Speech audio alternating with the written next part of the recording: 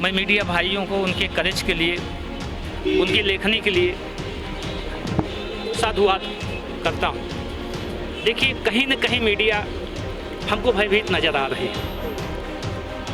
मुख्यमंत्री माननीय योगी आदित्यनाथ जी से करबद्ध निवेदन करता हूँ कि इसके लिए लोकतंत्र के सम्मान में एसआईटी का गठन करें। एसआईटी का गठन करें।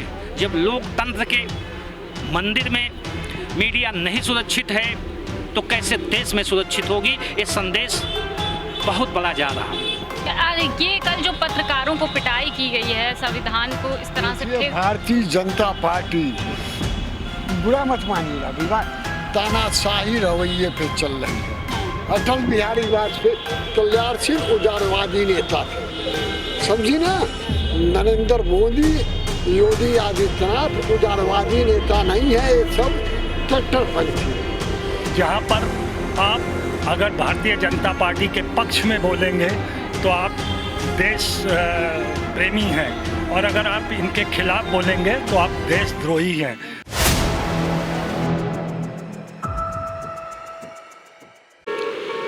विधानसभा के अंदर मीडिया कर्मियों को मार्शल द्वारा उनकी पिटाई कर दी जाती है, उनके ऊपर थप्पड़, लाते, घूसे चलाए जाते हैं, और ये कहा जा रहा है कि इतिहास में पहली बार हुआ है कि विपक्ष को दिखाने पर मार्शल द्वारा मीडिया कर्मियों की पिटाई हो जाती है। इस तरह की घटना बहुत निंदनीय बताई जा रही है, क्योंकि ये इतिहास की पहली ऐसी घटना है जहां जब विधानसभा के अंदर मीडिया कर्मियों की पिटाई की गई। और इसी सिलसिले में हम यहाँ मौजूद हैं लोगों से जानने के लिए कि वो आखिर इस निंदनीय घटना को किस तरह से देखते हैं, क्योंकि ये पहली बार इस तरह की घटना सामने आई है कि विपक्ष को कवरेज करने में मार्शल कूद आया। मार्शल ने मीडिया कर्मियों को के साथ हाथापाई करता है और उनको मारता है। सदर मारपीट होती है कि उनके गाल सूज जाते हैं, मामला हद से ज़्यादा बढ़ जाता है। और इसी सिलसिले में यहाँ पे हम लोगों से जानेंगे कि आखिर वो किस तरह से इस घटना को देखते हैं। तो हम विधानसभा के बाहर हैं, यही हम लोगों से पूछते हैं और जानते हैं आखिर वो इस घटना को कैसे देखते हैं। जब विपक्षी दल को मीडिया कवरेज कर रही थी उस समय मीडिया पर मार्शल हाथापाई स्टार्ट कर देते हैं, उनके ऊपर मुक्के, घूसे, लाते चलने लगती हैं। इसको आप कैसे देखते हैं, क्योंकि ये इतिहास में कहा जा रहा है पहली ऐसी घटना हुई है। मैं डॉक्टर टी.आर. सिंह, पहले आप तो अपना नाम बताइए। मैं डॉक्टर टी.आर. सिंह, राष्ट्रीय अध्यक्ष भ्रष्टाचार अपराध मुक्त न्याय दल।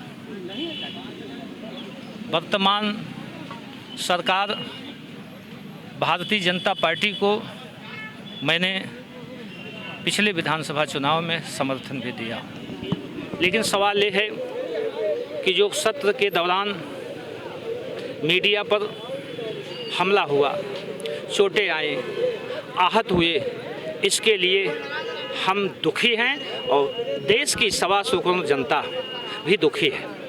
लोकतंत्र का सबसे मजबूत स्तंभ मीडिया है, या कह लीजिए लोकतंत्र का दर्पण है। इस दर्पण स्तंभ है, अगर ये ढह गया, इस दर्पण को अगर संरक्षित, सुरक्षित, व्यवस्थित नहीं किया जाएगा तो ये देश कैसे चलेगा?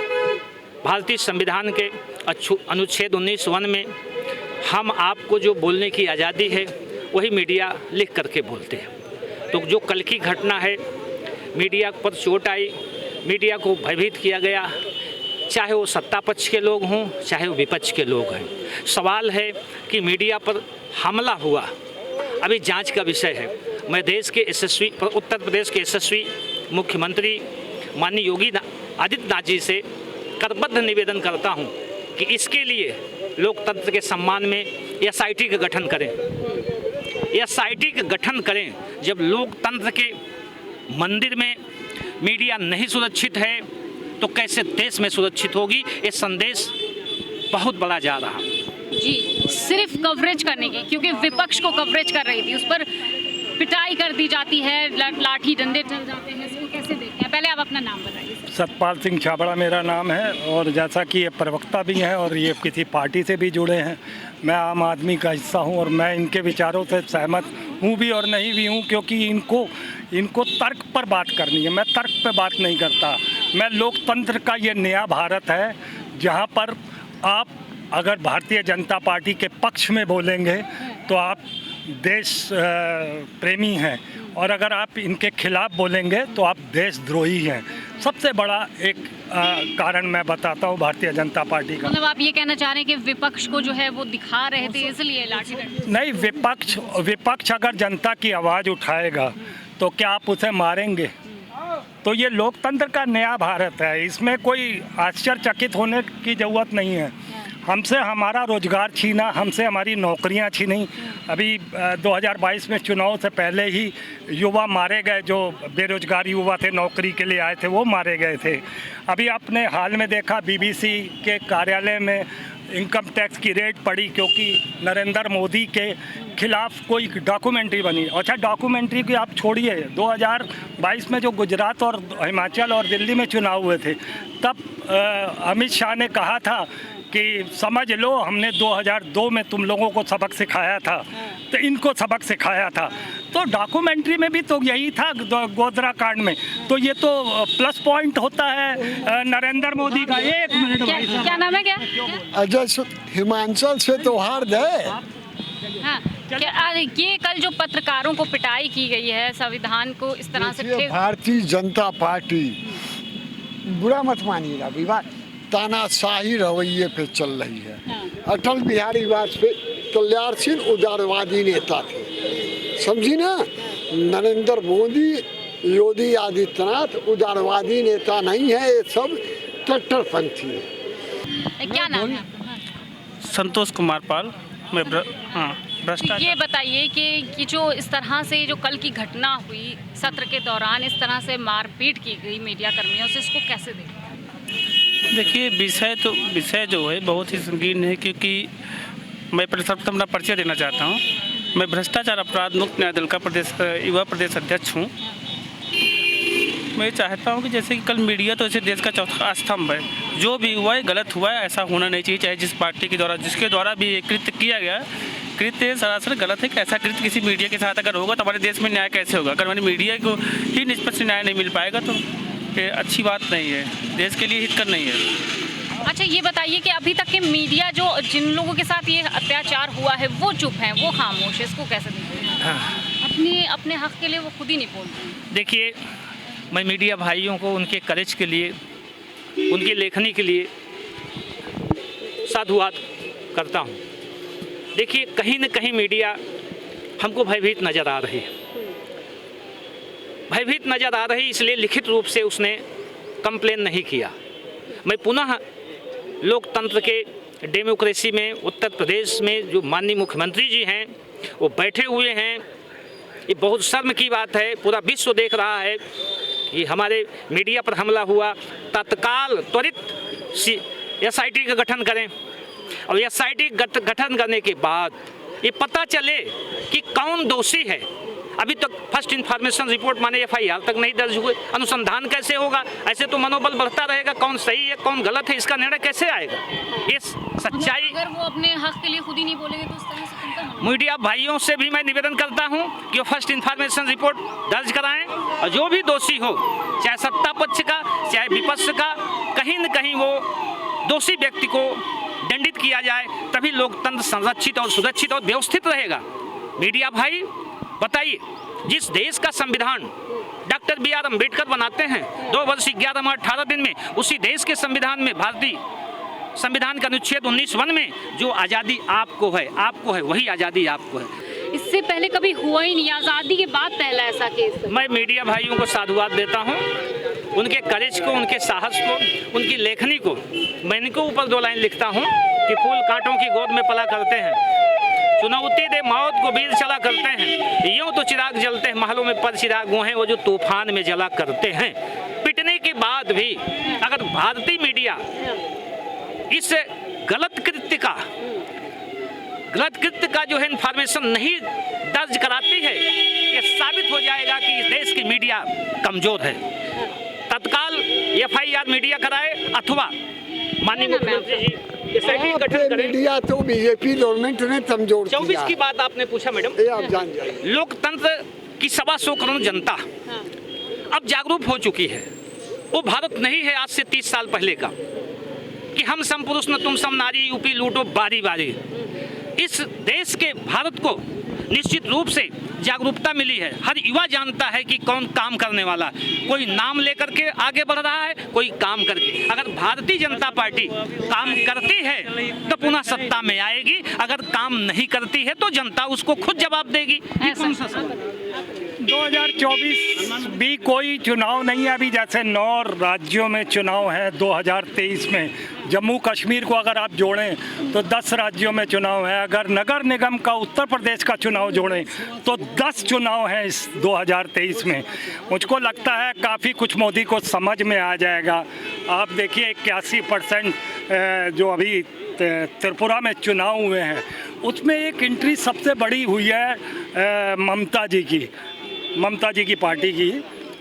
तो मुझे लगता है कि अब ये वहाँ पे त्रिकोणीय यानी चौकोणीय मुकाबला था और इतनी बम्पर परसेंटेज में जो आप चुनाव देख रहे हैं तो मुझे लगता है कि पहले ही शुरुआत में ही त्रिपुरा में ही औंधे मुंह गिरेगी भारतीय जनता पार्टी।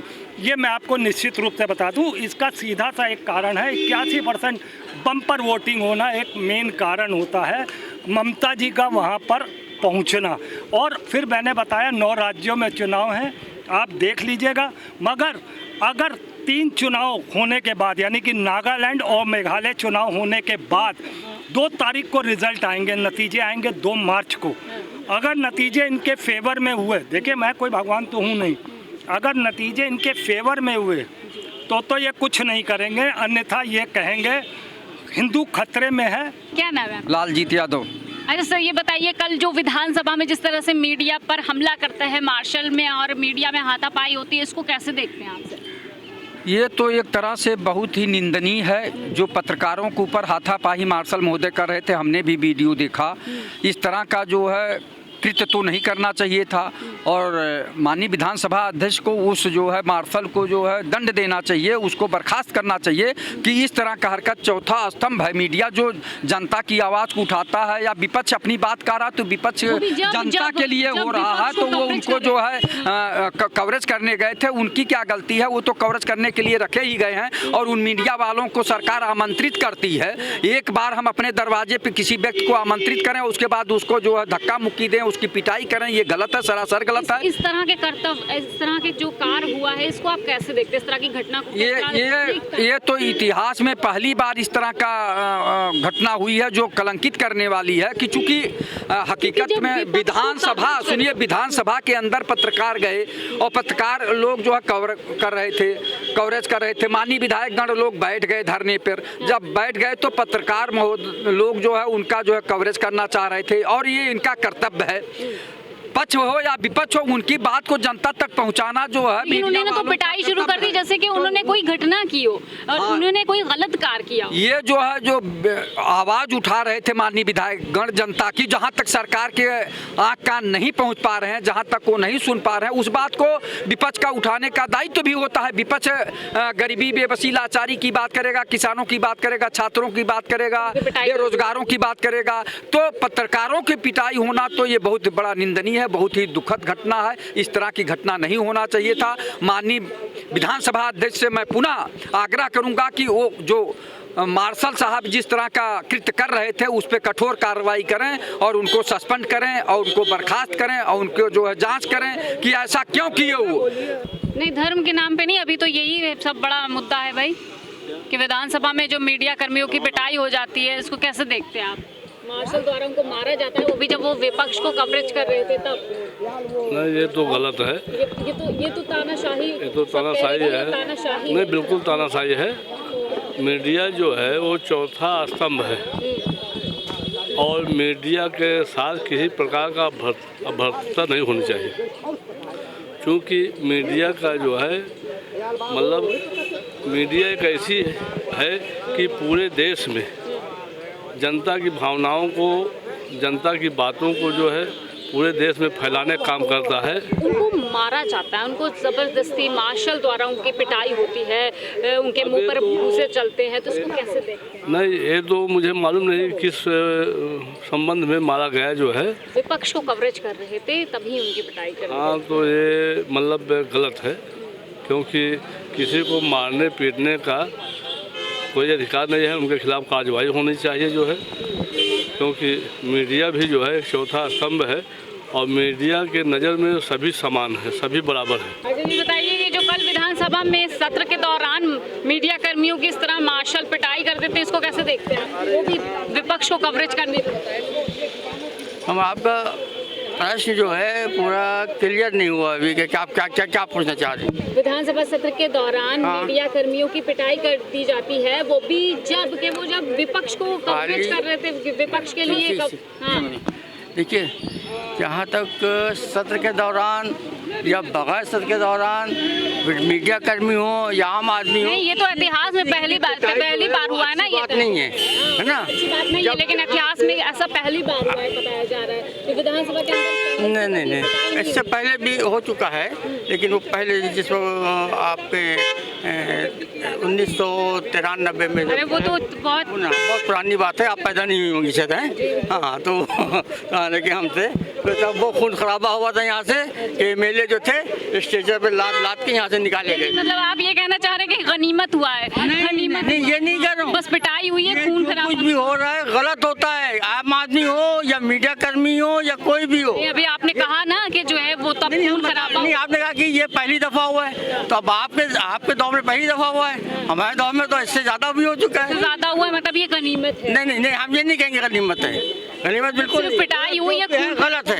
जो भी वो हुआ था वो भी गलत हुआ था, आज जो हुआ है वो भी गलत हो रहा है, जो रोड के ऊपर मारा जा रहा है वो भी गलत होता है। जब आप मान रहे हैं ना, जब ये मॉब लिंचिंग होती है, सही होती है। स्तंभ पे इतने मारपीट होता है, चौथा स्तंभ है मीडिया, उस पर इस मारपीट करते हैं, तो इसको तो मान रहे ना कि गलत है? बिल्कुल गलत है। वो तो मतलब पहले कहने कि वो गलत है, वो एक आम आदमी हो वो भी गलत है, और वो मीडिया पे हो तो वो भी गलत है। जो एक आम आदमी को मॉब लिंचिंग रोड के ऊपर होती है, अच्छा खासा आदमी घर जा रहा है और उसको रोक लिया और उसकी पिटाई कर दी, वो मर गया, चला गया, खत्म हो गया, तो वो भी गलत है। उसको भी कवर किया कीजिए, है ना। वो तो कवर हम करते हैं भाई, हमारा काम है कवरेज करने का, आपका काम है बताने का। तो आप ये बता रहे हैं कि ये खून खराबा नहीं हुआ, ये गनीमत है। नहीं, ये तो अच्छा हुआ कि कम से कम इतना खून खराबा नहीं हुआ, लेकिन पिटाई हो गई ये नहीं, वो जो हुआ वो गलत हुआ। तो हमने लोगों से बात करके जाना कि वो इस घटना पर क्या कुछ कहते हैं, तो लोगों का यही कहना है कि ये घटना काफ़ी निंदनीय थी और इसकी उच्च स्तर पे जांच होनी चाहिए, और जिन्होंने घटना को अंजाम दिया है उनको सख्त से सख्त उनके खिलाफ कार्रवाई होनी चाहिए। कैमरा पर्सन सत्यनारायण के साथ मैं हयात अब्बास, OPM न्यूज़ नेटवर्क।